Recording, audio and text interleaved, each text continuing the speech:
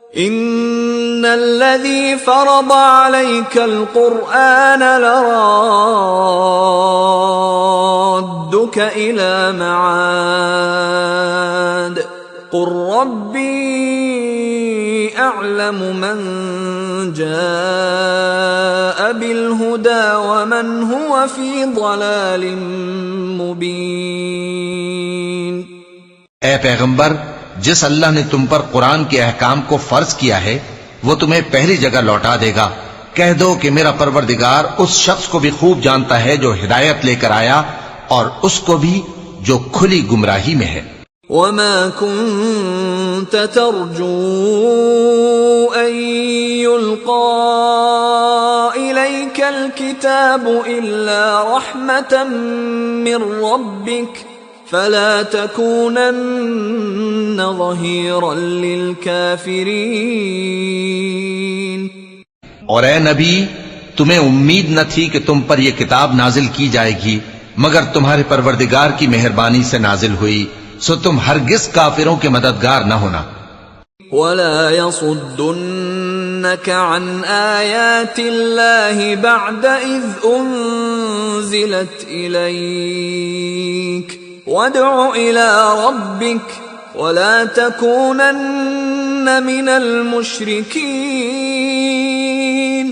اور وہ تمہیں اللہ کی آیتوں کی تبلیغ سے بعد اس کے کہ وہ تم پر نازل ہو چکی ہیں روک نہ دیں، اور اپنے پروردگار کو پکارتے رہو اور مشرکوں میں سے ہرگز نہ ہو جانا۔ ولا تدع مع الله إلها آخر لا إله إلا هو كل شيء هالك إلا وجهه له الحكم وإليه ترجعون۔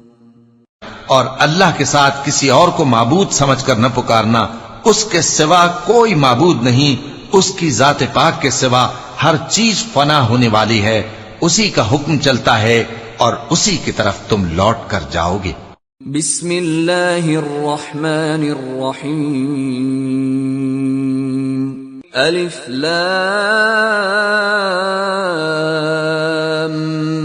میم۔ شروع اللہ کا نام لے کر جو بڑا مہربان نہایت رحم والا ہے۔ الف لام میم۔ احسب الناس ان يتركوا ان يقولوا آمنا وهم لا يفتنون۔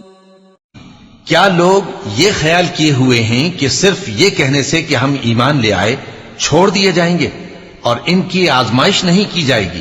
وَلَقَدْ فَتَنَّا الَّذِينَ مِن قَبْلِهِمْ فَلَيَعْلَمَنَّ اللَّهُ الَّذِينَ صَدَقُوا وَلَيَعْلَمَنَّ الْكَاذِبِينَ۔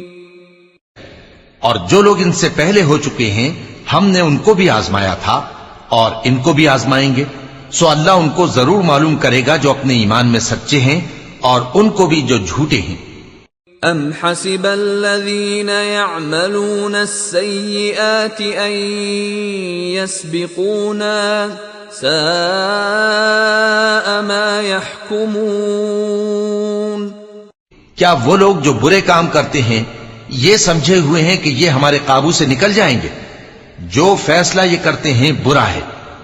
من كان يرجو لقاء الله فإن أجل الله لآت وهو السميع العليم۔